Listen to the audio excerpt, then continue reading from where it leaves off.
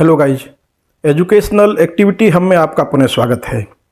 आज मैं आपके लिए लेकर आया हूँ कक्षा 7वीं की हिंदी की पाठ्य पुस्तक मल्हार के चैप्टर 1 माँ कह एक कहानी पाठ का अभ्यास। आइए देखते हैं पाठ का अभ्यास। पाठ से आइए अब हम इस कविता पर विस्तार से चर्चा करें। आगे दी गई गतिविधियाँ इस कार्य में आपकी सहायता करेंगी। तो सबसे पहले है मेरी समझ से के नीचे दिए गए प्रश्नों का सबसे सही उत्तर कौन सा है, उसके सामने तारा बनाइए। कुछ प्रश्नों के एक से अधिक उत्तर भी हो सकते हैं। प्रश्न नंबर 1, माँ अपने बेटे को करुणा और न्याय की कहानी क्यों सुनाती है? जिसमें पहले है राजाओं की कहानियों से उसका मनोरंजन करने के लिए, दूसरा उसमें सही और गलत की समझ विकसित करने के लिए, तीसरा उसे परिवार की विरासत और पूर्वजों के बारे में बताने के लिए, चौथा उसे प्रकृति और जानवरों के बारे में जानकारी देने के लिए। तो इसका जो सही उत्तर हैं, 2 उत्तर सही हो सकते हैं। उसे सही और गलत की समझ विकसित करने के लिए और उसे परिवार की विरासत और पूर्वजों के बारे में बताने के लिए, और ये भी उत्तर इसका हो सकता है कि उसे प्रकृति और जानवरों के बारे में जानकारी देने के लिए। लेकिन जो सबसे सही जो सटीक उत्तर है वो है उसमें सही और गलत की समझ को विकसित करने के लिए। तो इसलिए इसका जो सबसे सही उत्तर होगा वो होगा दूसरा। प्रश्न नंबर 2, कविता में घायल पक्षी की कहानी का उपयोग किसके लिए किया गया है? नंबर 1, निर्दोष पक्षी के प्रति आखेटक की क्रूरता दिखाने के लिए। नंबर 2, पिता की वीरता और साहस पर ध्यान दिलाने के लिए। नंबर 3, करुणा और हिंसा के बीच संघर्ष को दिखाने के लिए। नंबर 4, मित्रता और निष्ठा के महत्व को उजागर करने के लिए। तो इसका जो सबसे सटीक जो उत्तर है वो है तीसरा, करुणा और हिंसा के बीच के संघर्ष को दिखाने के लिए। प्रश्न नंबर 3, कविता के अंत तक पहुंचते पहुंचते बच्चे को क्या समझ आने लगता है? नंबर 1, न्याय सदैव करुणा के साथ होना चाहिए। नंबर 2, निर्णय लेते समय सदैव निडर रहना चाहिए। नंबर 3, आखेटकों का सदैव विरोध करना चाहिए। नंबर 4, जानवरों की हर स्थिति में रक्षा करनी चाहिए। तो इसके पहले 2 उत्तर हो सकते हैं, लेकिन इसका जो सबसे सटीक जो उत्तर है वो पहला होगा, न्याय सदैव करुणा के साथ होना चाहिए। आगे है प्रश्न नंबर 6, हो सकता है कि आपके समूह के साथियों ने अलग अलग उत्तर चुने हों, तो अपने मित्रों के साथ चर्चा कीजिए कि आपने ये ही उत्तर क्यों चुने हैं। तो इसका उत्तर, मैंने ये उत्तर इसलिए चुने क्योंकि कविता का मूल संदेश सही गलत की समझ, करुणा और न्याय जैसी भावनात्मक संवेदनशीलता को विकसित करना है। घायल पक्षी की घटना से स्पष्ट होता है कि करुणा और न्याय दोनों में संतुलन होना आवश्यक है। कविता के अंत में भी बच्चा करुणा से भरे न्याय की आवश्यकता को समझने लगता है, इसीलिए ये उत्तर सबसे उपयुक्त हैं। आगे, मिलान, मिलकर करें मिलान। इस पाठ में आपने माँ और पुत्र के बीच की बातचीत को एक कविता के रूप में पढ़ा है। इस कविता में माँ अपने पुत्र को उसके पिता की एक कहानी सुना रही है। क्या आप जानते हैं कि ये माँ, पुत्र और पिता कौन हैं? अपने समूह में इन पर चर्चा कीजिए और उन्हें पहचान कर सुमेलित कीजिए। इसके लिए आप शब्दकोश, इंटरनेट या अपने शिक्षकों की सहायता ले सकते हैं। तो हमें मिलान करना है जिसमें एक तरफ पात्र और एक तरफ ये शब्द किसके लिए आए हैं। तो सबसे पहले है बेटा। तो बेटा यहाँ पर सिद्धार्थ और यशोधरा के पुत्र राहुल के लिए प्रयोग हुआ है। उसके बाद है माँ। माँ यहाँ पर यशोधरा है, एक राजकुमारी और सिद्धार्थ की पत्नी। और तात, पिता। तात यहाँ पर सिद्धार्थ के लिए प्रयोग हुआ है, जो एक राजकुमार हैं और जो बाद में गौतम बुद्ध के नाम से प्रसिद्ध हुए हैं। चलिए आगे देखते हैं। अगला प्रश्न है पंक्तियों पर चर्चा। पाठ में से चुनकर कुछ पंक्तियां नीचे दी गई हैं, इन्हें ध्यान से पढ़िए और इन पर विचार कीजिए। आपको इनका क्या अर्थ समझ में आया, अपने विचार से अपने समूह में साझा कीजिए और लिखिए। तो पहला है, कोई निरपराध को मारे तो क्यों अन्य उसे न उबारे, रक्षक पर भक्षक को वारे, न्याय दया का दानी। चलिए इसका अर्थ देखते हैं। इन पंक्तियों का अर्थ है कि अगर कोई निर्दोष अर्थात निरपराध को तकलीफ पहुंचाए या उसे मारने की कोशिश करे तो दूसरों का कर्तव्य है कि वे उस निर्दोष की रक्षा करें। यह भी कहा गया है कि न्याय वही सच्चा है जो दया के साथ किया जाए, यानी दयालुता को ध्यान में रखते हुए फैसला किया जाए। यहाँ यह सिखाया गया है कि अन्याय और अत्याचार के खिलाफ खड़े होना और निर्दोष की रक्षा करना ही सच्चा न्याय है। दूसरा, ख, हुआ विवाद सद्य निर्दय में, उभय आग्रही थे स्व विषय में, गई बात तब न्यायालय में, सुनी सभी ने जानी, सुनी सभी ने जानी। इसका अर्थ है कि इन पंक्तियों का अर्थ है कि दयालु और निर्दयी व्यक्ति के बीच में, दयालु अर्थात सदय और निर्दयी अर्थात निर्दय, उन दोनों के बीच में घायल पक्षी को लेकर झगड़ा हो गया। दोनों अपने अपने पक्ष पर अड़े रहे और अपने विचारों को सही ठहराने की कोशिश करते रहे। जब आपसी सहमति नहीं बनी तो मामला न्यायालय अर्थात न्याय के स्थान में पहुंचा, जहां सबने इस घटना को सुना और समझा। यह बताता है कि जब कोई विवाद हल नहीं होता तो न्याय के माध्यम से उसका समाधान ढूंढा जाता है। आगे है सोच विचार के लिए, जिसमें कविता को एक बार फिर से पढ़िए और पता लगाइए कि आपके विचार से इस कविता में कौन सी पंक्ति सबसे महत्वपूर्ण है, आप उसे ही सबसे महत्वपूर्ण क्यों मानते हैं। तो इसका उत्तर है कि सबसे महत्वपूर्ण पंक्ति न्याय दया का दानी, क्योंकि यही कविता का मुख्य संदेश है कि न्याय में करुणा होनी चाहिए। प्रश्न नंबर 6, आखेटक और बच्चे के पिता के बीच तर्क वितर्क में क्यों हुआ। तो इसका उत्तर है कि आखेटक और बच्चे के पिता के बीच में तर्क इसलिए हुआ क्योंकि आखेटक घायल पक्षी को पाना चाहता था, जबकि बच्चे के पिता उसे बचाना चाहते थे। अगला प्रश्न है, ग, मां ने पुत्र से राहुल तू निर्णय कर इसका क्यों कहा। तो इसका उत्तर है कि मां ने राहुल से निर्णय करने के लिए इसलिए कहा ताकि वह सही गलत में अंतर करना सीखे, ताकि वह अपने जीवन में आने वाले कठिन निर्णयों का सामना कर सके। उसके बाद अगला प्रश्न है, यदि कहानी में आप उपवन में होते तो घायल हंस की सहायता के लिए क्या करते। आपके अनुसार न्याय कैसे किया जा सकता था। तो इसका जो उत्तर सही होगा वो होगा, यदि मैं उस उपवन में होता तो मैं घायल हंस को सहारा देता, उसे सुरक्षित करता और आखेटक को समझाता कि दया और रक्षा अधिक महत्वपूर्ण है। अगला प्रश्न, कविता में माँ और बेटे के बीच बातचीत से उसके बारे में क्या क्या पता चलता है। संकेत दिए हुए हैं, कविता पढ़कर आपके मन में माँ बेटे के बारे में जो चित्र बनता है, जो भाव आते हैं या जो बातें पता चलती हैं, उन्हें भी लिख सकते हैं। तो इसका उत्तर होगा, माँ और पुत्र में आत्मीयता, जिज्ञासा और सीखने सिखाने का रिश्ता दिखाई देता है। माँ बेटे को सिखाने वाली दयालु शिक्षिका है और बेटा जिज्ञासु है। अगला प्रश्न होगा, अनुमान और कल्पना से अपने समूह में मिलकर चर्चा कीजिए। माँ ने अपने बेटे को कहानी सुनाते समय अंत में स्वयं पूरा नहीं किया, बल्कि उसी से निर्णय करने के लिए कहा। यदि आप किसी को यह कहानी सुना रहे होते तो कहानी को आगे कैसे बढ़ाते। तो इसका जो उत्तर होगा वो होगा, मैं कहानी को इस तरह आगे बढ़ाता कि पिताजी पक्षी को उपचार के लिए अस्पताल लेकर गए तथा आखेटक ने उनसे माफ़ी मांगी और प्रण किया कि वह फिर कभी किसी भी निर्दोष को नहीं सताएगा। प्रश्न नंबर 6, मान लीजिए कि कहानी में हंस और तीर चलाने वाले के बीच में कोई बातचीत हो रही है।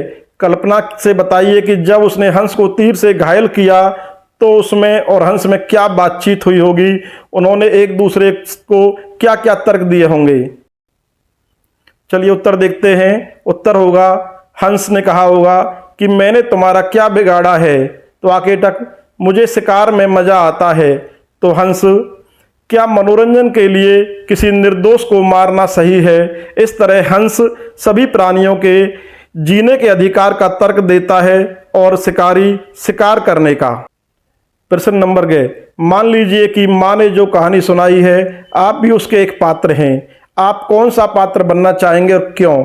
जिसमें पात्र हैं नंबर 1 तीर चलाने वाला, नंबर 2 पक्षी, नंबर 3 पक्षी को बचाने वाला व्यक्ति, नंबर 4 न्यायाधीश, या कोई अन्य पात्र जो आप इस कहानी में जोड़ना चाहें। तो इसका उत्तर होगा कि मैं कहानी में पक्षी को बचाने वाला व्यक्ति बनना चाहूँगा, क्योंकि वह करुणा, साहस और न्याय का प्रतीक है। आगे है संवाद। इस कविता में एक माँ और उसके पुत्र का संवाद दिया गया है, लेकिन कौन सा कथन किसने कहा है यह नहीं बताया गया है। आप कविता में दिए गए संवादों को पहचानिए और कौन सा कथन किसने कहा है उसे दिए गए उचित स्थान पर भरिए। उदाहरण के लिए माँ और पुत्र का एक एक कथन दिया गया है, तो चलिए देखते हैं कथन। तो यहाँ पर पुत्र के द्वारा दिए गए कथन और यहाँ पर माँ के द्वारा दिए गए कथन दिए हुए हैं। तो एक कथन दे रखा है कि माँ कहे एक कहानी, ये पुत्र ने कहा, और माँ ने कहा बेटा समझ लिया क्या तूने मुझको अपनी नानी। तो ये माँ के द्वारा दिया हुआ कथन है। तो यहाँ पर हम पहले पुत्र के द्वारा दिए हुए कथनों की बात करते हैं। तो पुत्र ने कहा, कहती है मुझसे यह चेटी तू मेरी नानी की बेटी। उसके बाद पुत्र ने कहा कि राजा था या रानी, माँ कहे एक कहानी, लहराता था पानी, हाँ हाँ यही कहानी। ये पुत्र के द्वारा कहे गए वचन हैं। और फिर एक है माँ मेरी क्या बानी, मैं सुन रहा कहानी, ये पुत्र के द्वारा दिए हुए कथन हैं। इसके अलावा माँ के द्वारा दिए हुए कथन को हम बताते हैं कि माँ ने कहा, सुन उपवन में बड़े सवेरे तात भ्रमण करते थे थेरे, ये माँ के द्वारा दिया हुआ कथन है। उसके अलावा हुआ विवाद सदैव निर्दय में, उभय आग्रही थे स्व विषय में, ये भी माँ के द्वारा कहा गया कथन है। हट करने की ठानी अब बढ़ चली कहानी, ये माँ के द्वारा कहा गया कथन है। और राहुल तू निर्णय कर इसका, न्याय पक्ष लेता है किसका, ये भी माँ के द्वारा कहा गया कथन है। आगे है शब्द से जुड़े शब्द। नीचे दिए गए रिक्त स्थानों में प्रकृति से जुड़े हुए शब्द कविता में से चुनकर लिखिए। तो यहाँ पर एक शब्द दिया हुआ है प्रकृति, उससे जुड़ा हुआ एक शब्द दे रखा है उपवन।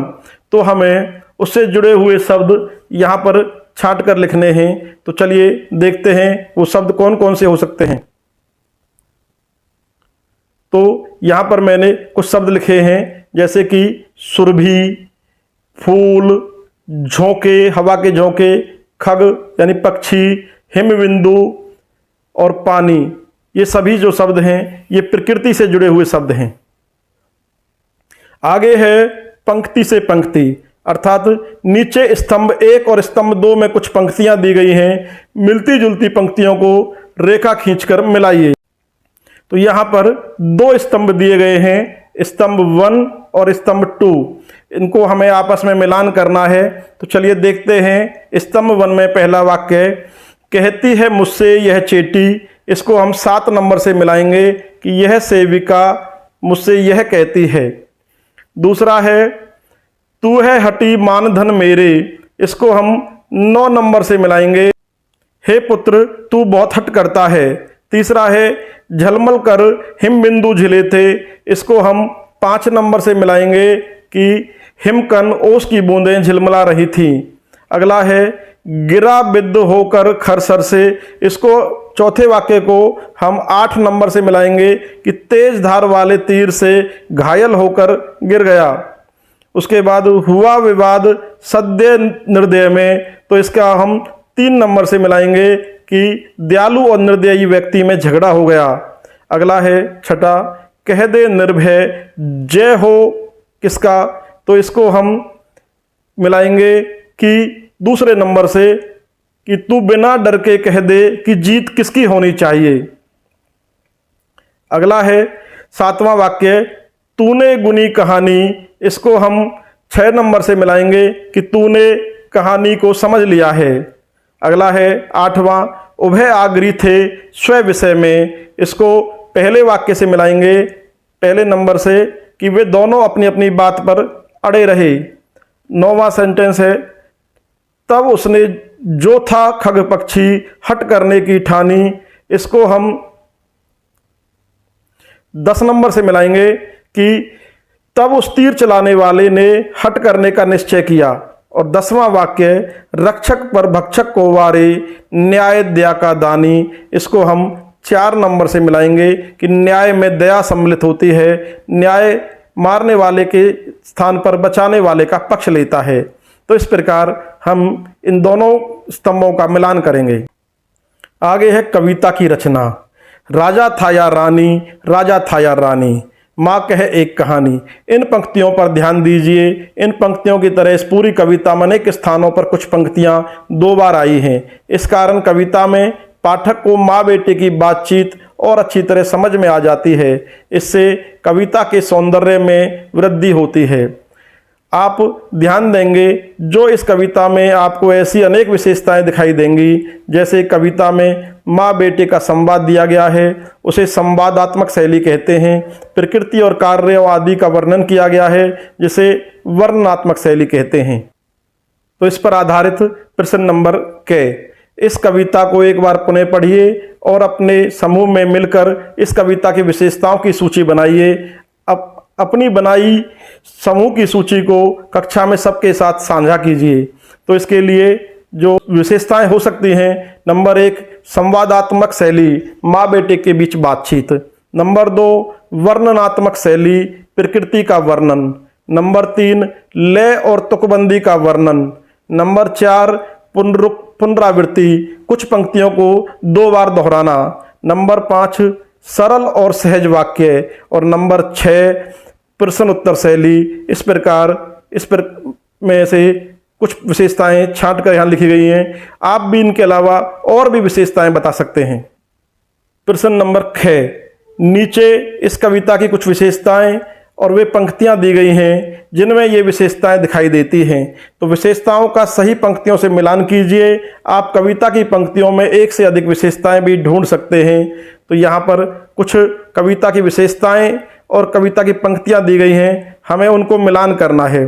तो सबसे पहले संवाद दिए गए हैं। तो संवाद आपस में बातचीत, अर्थात जब दोनों आपस में बातचीत करते हैं, अधिकतर तो सारी ही पंक्तियां संवाद में हैं। इसमें मुख्य रूप से जो संवाद है वो है 3रा वाक्य, बेटा समझ लिया क्या तूने मुझको अपनी नानी, कहती है मुझसे यह चेटी तू मेरी नानी की बेटी।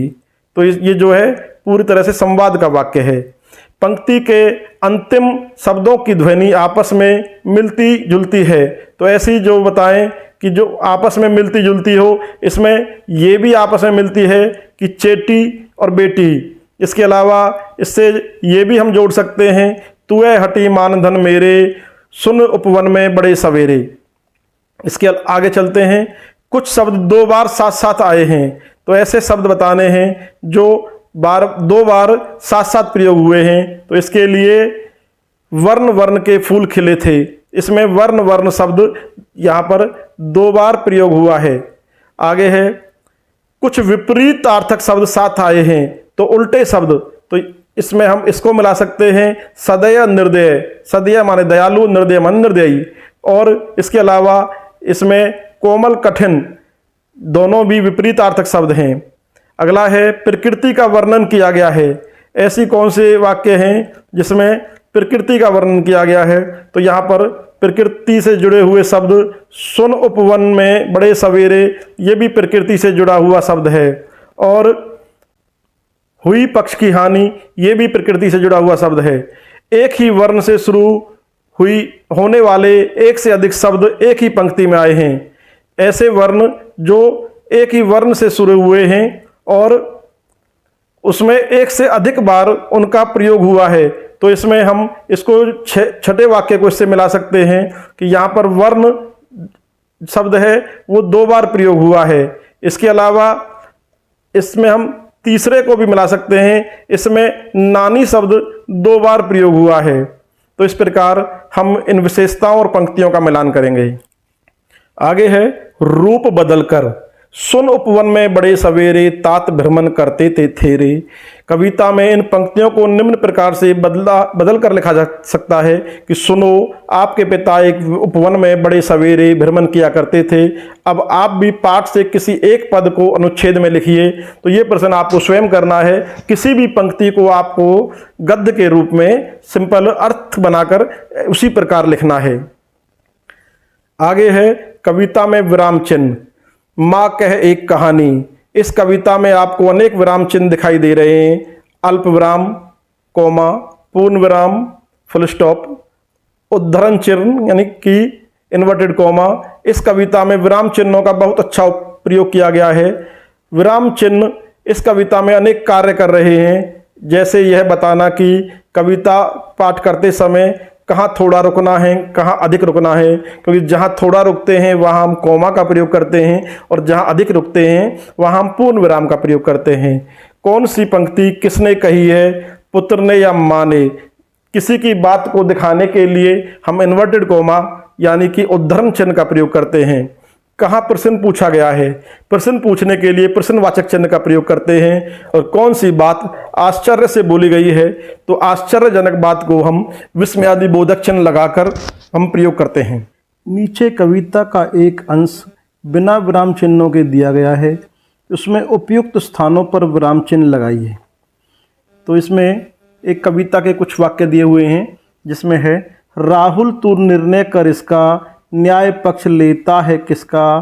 कह दे निर्भय जय हो जिसका, सुन लूँ तेरी वाणी।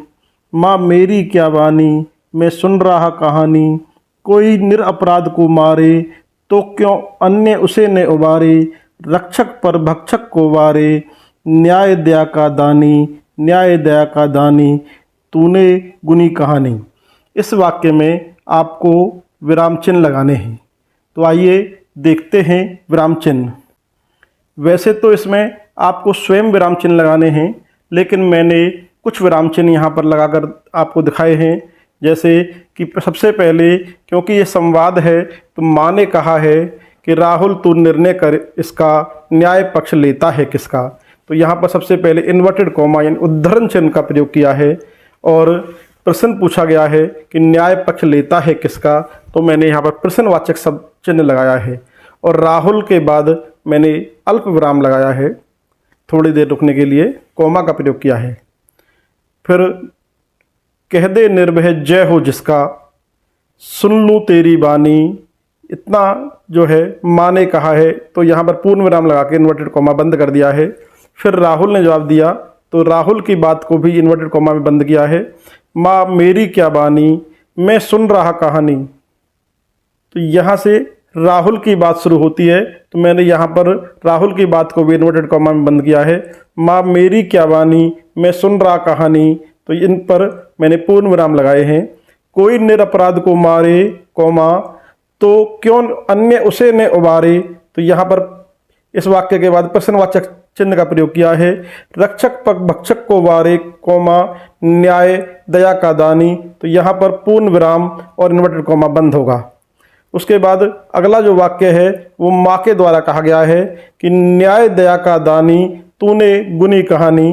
तो इस पर भी लास्ट में पूर्ण विराम और इन्वर्टेड कोमा बंद होगा। इस प्रकार आप विराम चिन्हों का प्रयोग करते हुए इसे पूरा करेंगे। ख, अब विराम चिन्हों का ध्यान रखते हुए कविता को अपने समूह में सुनाइए।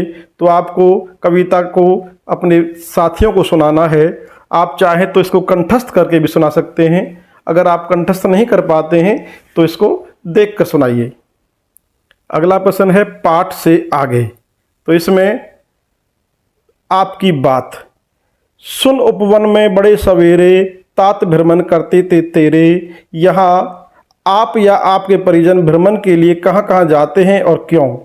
तो इसका उत्तर है कि मैं भ्रमण के लिए अक्सर पार्क और बगीचों में जाता हूँ, क्योंकि वहाँ हमें ताज़ी हवा में समय बिताने एवं प्रकृति की सुंदरता का आनंद लेने का मौका मिलता है।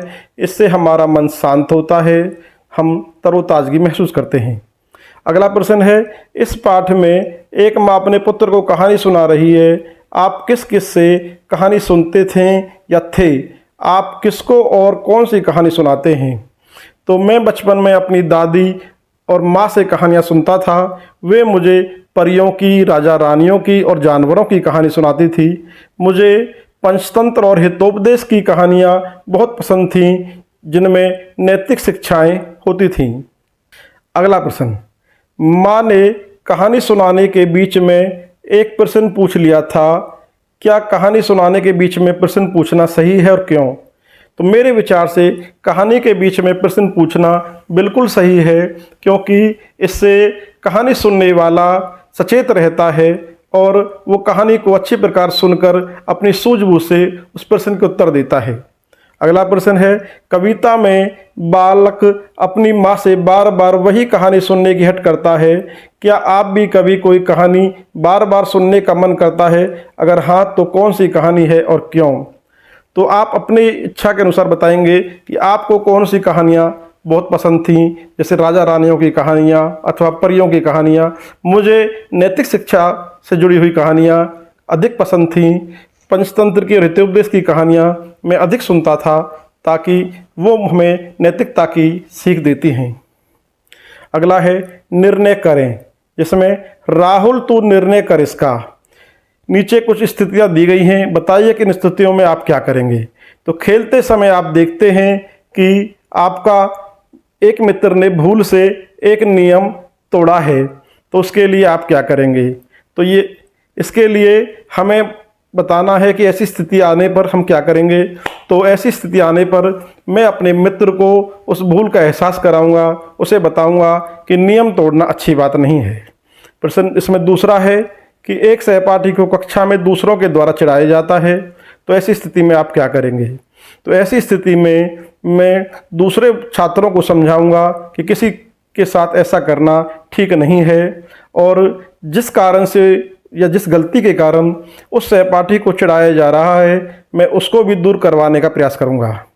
अगला प्रश्न है, अगला वाक्य है कि एक समूह परियोजना के बीच एक सहपाठी अपने भाग का कार्य नहीं कर रहा है, तो आप क्या करेंगे? तो मैं उस सहपाठी की मदद करूंगा और उससे उस कार्य को पूरा करवाने के लिए प्रयत्न करूंगा और उसे बताऊंगा कि कार्य पूरा न करना अच्छी बात नहीं है। अगला है, आपके दो मित्रों के बीच एक छोटी सी बात पर तर्क वितर्क हो रहा है, तो इसके लिए पहले उन दोनों की बातों को अच्छी प्रकार से सुनने के बाद जो मित्र ठीक है, मैं उसकी सराहना करूंगा और दूसरे मित्र को बताऊंगा कि ऐसा करना उचित नहीं है। अगला, एक सहपाठी जो कुछ ऐसा करने के लिए अनुचित रूप से दंडित किया जा रहा है जिसे उसने नहीं किया है, तो आप क्या करेंगे? तो मैं सबसे पहले जो उसे दंडित कर रहा है उसे रोकने का प्रयत्न करूंगा और उन्हें समझाऊंगा कि सहपाठी ने ऐसा कुछ नहीं किया है, क्योंकि बिना सोचे विचारे किसी को दंड देना ठीक नहीं है। एक सहपाठी प्रतियोगिता में हार जाने पर उदास है, तो आप क्या करेंगे? क्योंकि मैं ऐसे सहपाठी को बताऊंगा कि हार जीत जीवन का हिस्सा है, हारने से हम बहुत कुछ सीखते हैं और कोई भी हार हमारा अंतिम हार नहीं है, क्योंकि बार बार प्रयत्न करने से ही आदमी महान बनता है। अगला है, कक्षा में चर्चा के लिए एक सहपाठी संकोच कर रहा है और बोलने का अवसर नहीं पा रहा है, तो आप क्या करेंगे? तो ऐसे सहपाठी की हम उस संकोच को दूर करने का प्रयत्न करेंगे और उसे बोलने का छोटी छोटी चीज़ों पर बोलने का उसे अवसर देंगे। अगला है, सहपाठी किसी विषय में संघर्ष कर रहा है और आपकी सहायता मांगता है, तो मैं यदि मेरे बस में है तो मैं उसकी सहायता करने का भरसक प्रयत्न करूँगा। सुनी कहानी। हमारे देश और विश्व में अनेक कहानियाँ लोग एक दूसरे को सैकड़ों हजारों सालों से सुनते सुनाते आ रहे हैं। इन कहानियों को लोक कथाएं कहते हैं। अपने घर या आसपास सुनी सुनाई जाने वाली किसी लोक कथा को लिखकर कक्षा में सुनाइए। आपने जिस भाषा में लोक कथा सुनी है या जिस भाषा में आप लोक कथा लिखना चाहें लिख सकते हैं। कक्षा के सभी समूहों द्वारा एकत्रित लोक कथाओं को जोड़कर एक पुस्तिका बनाइए और कक्षा के पुस्तकालय में उसे सम्मिलित कीजिए। तो ये आपको स्वयं करना है। आपको अपनी मातृभाषा में कोई एक कहानी लोक कथा लिखनी है। कोई भी जो कहानी आपने बचपन में सुनी हो, ऐसी कोई भी कहानी आपको लिखनी है और अपने साथियों से भी इसी प्रकार एक एक कहानी लिखवानी है। उन सब को एक पुस्तिका के रूप में सबको जोड़कर और कक्षा की पुस्तकालय में, स्कूल की लाइब्रेरी में उसे सम्मिलित करना है। अगला प्रश्न है आज की पहेली। तो नीचे कुछ पहेलियां दी गई हैं, उनके उत्तर आपको कविता में से मिल जाएंगे। तो सबसे पहली जो पहेली है वो है, नानी की बेटी है कौन, मामा की बहना है कौन, भार्या है पिता की कौन और भाभी है चाचा की कौन। तो बहुत ही आसान प्रश्न है कि नानी की बेटी कौन है। नानी की बेटी माँ। और मामा की बहना है कौन, माँ। भार्या यानी पत्नी। पिता की पत्नी कौन है, माँ। और भाभी है चाचा की कौन, तो चाचा की भाभी कौन है, माँ। तो इसका जो सही सटीक उत्तर होगा वो होगा माँ। अगला है, आसमान में उड़ उड़ जाएं, तरह तरह के गाने गाएं, पर फैला कर करता सैर, दो है जिसके पर और पैर। तो ऐसी क्या चीज़ है, वो है पक्षी यानी कि खग, जो आसमान में सैर करता है और पंख फैलाकर जो उड़ता जाता है। अगला है, बागों में जो सुगंध फैलाती, फल फूल में बसती गाती, हवा हवा में घुल मिल जाए, कौन है जो यह नाम बताए। तो ऐसी क्या चीज़ है, वो है सुरभि यानी सुगंध, जो बागों में सुगंध फैलाती है, हवा में फूल फूल में जो बस जाती है और हवा में जो घुल मिल जाती है, ऐसी जो चीज़ है वो है सुरभि। तो इस प्रकार हम इन तीनों पहेलियों के उत्तर देंगे। तो आज के लिए बस इतना ही। इसी प्रकार की और वीडियो को देखने के लिए कृपया चैनल को सब्सक्राइब करें और वीडियो को लाइक एंड शेयर करें। धन्यवाद।